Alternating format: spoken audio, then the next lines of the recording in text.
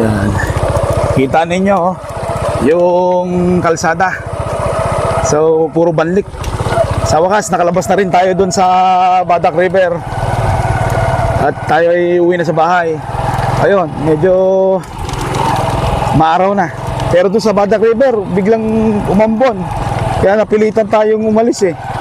Pero dito biglang namang umaraw. So hindi natin masasabi kung panahon talaga. Ayan. So happy na tayo. Yan, may bubo doon. Ewan ko lang kung may nakatira. Parang wala na yata. Parang abandon na. Parang abandon na yung bahay. Parang ito rin. Sira yung kubo. Abandon na nga. Parang ito. Oh, abandon na. Sa layo ba naman kasi nito? Pero mayroong kuryente. Ayun, mga awak. Nakita ninyo. Mga awak na nagliliparan. Ayan, kagaya niya. Abandon. Siguro nadali ng bagyo yan.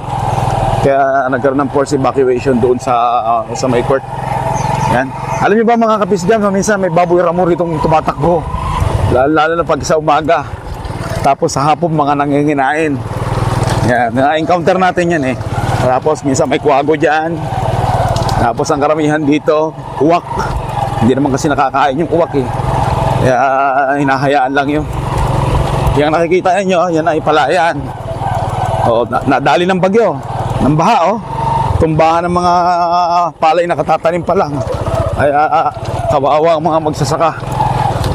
Ayun. Ayun, tumbahan oh.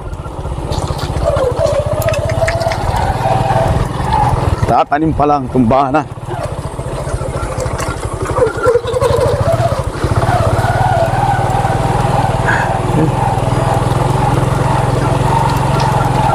Kita niyo yan? Talagang indication na inaabot ng tubig.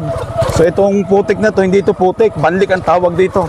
Ito yung mga putik na galing doon sa ibabaw ng bundok, inaanod ng baha. So ayan, ito mabato. Oh. Ayun, tingnan nyo yung bahay. Sira ng bagyo yan. Kita nyo? Gano'ng kalakas din ang hangin dito. May tubig pa doon. Tapos inabot pa yung baryo. Ayan, hindi pala bahay yan.